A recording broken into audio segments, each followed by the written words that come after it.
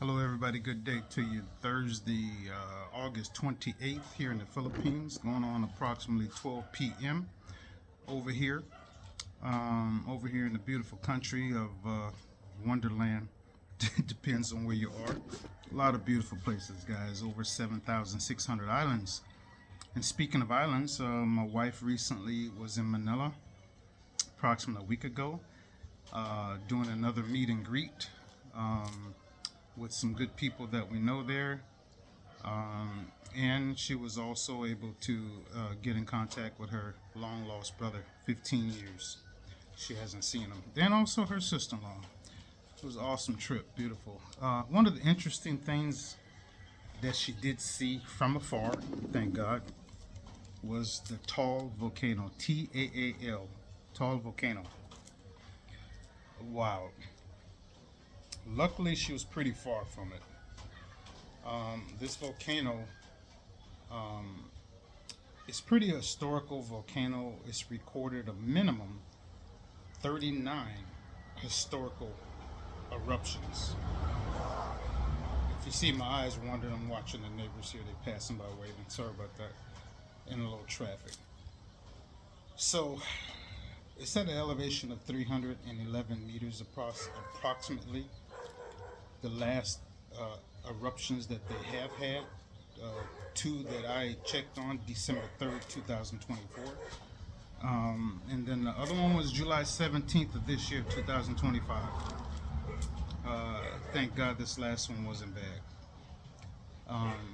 It's one of the world's smallest volcanoes, but also one of the most active here, of course, in the Philippines. There are other volcanoes in the world, but being that I'm living here now, it's pretty active. It would have no great significance effect on us. God forbid if anything happened. Probably maybe ashes of the worst, but let's hope not, because there's many locals who live in that area who still fish, if the fish are edible. People live there.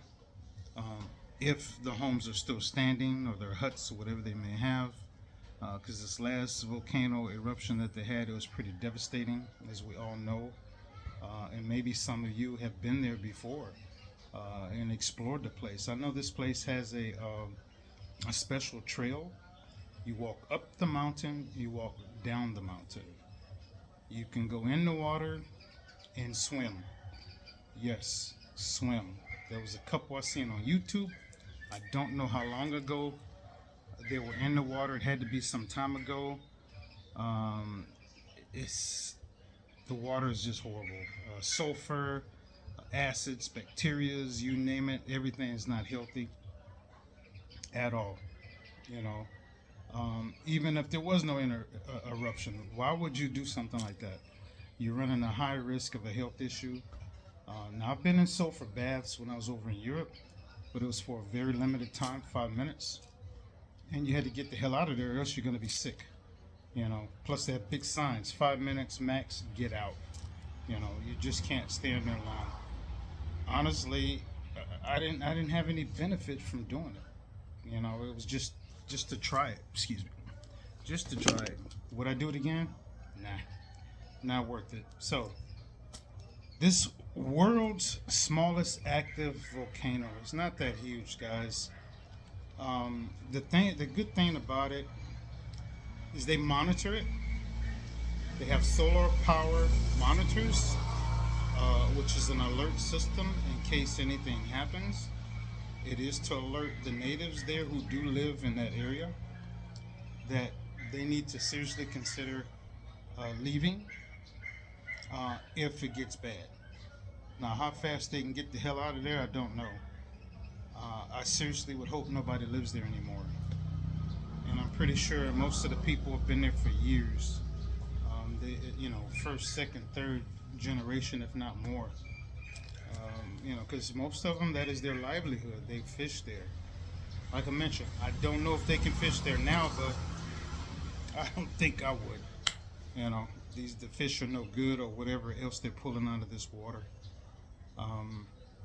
But Filipino brothers and sisters here, they're so strong and they're so bold. You know, they go for it. They don't play around. You know, it's a way of survival here. Uh, and I do have to hand it to them in that case, but I do understand. But you know, they risk their lives to feed their families and things of this sort. Um, it's tough. What really good choice do they have? You know, but this volcano here, guys, it's. My wife was there on vacation. She was with a friend of ours. We had a meet and greet there with a lot of great people, some TikTokers. She did the trip on her own. The main goal was to meet these people, and another wonderful thing came out of it was she was able to find her brother, and she hasn't seen him in 15 years, and she was able to meet her sister-in-law for the first time. Great experience. She keeps in contact all the time. I think she met up with him 3 or 4 times. Awesome. A friend of ours, Vanessa, took her to a point where you were able to look out over the ocean and see Taal Volcano. Taal Volcano. Taal Volcano. Beautiful sight. I'm going to add the pictures to this video so you can check it out. Tell me what you think. If any of you have ever toured that area, took a boat over there when it was safe, please share your experience. If you have photos, contact me. If you have drone shots, I know a gentleman, he did drone shots.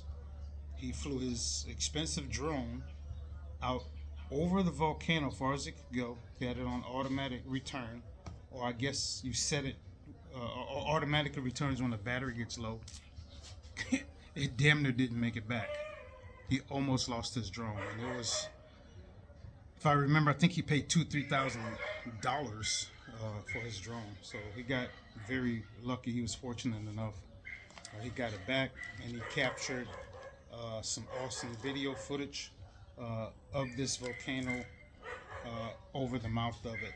So it looks like a big lake, but if you're down there on foot, if you've ever been down there on foot, it's hot. The water's hot. The water's bubbling. It's seriously bad. I would never be that big of an explorer to do some crazy madness like that. You know, my life is a little bit too valuable for something like that. So I want to share with you this video. Tell me what you think. Tell me about your experiences, and my wife. Tell us both. Enjoy this video and check out the photos, you guys. All right, take care of yourself. God bless.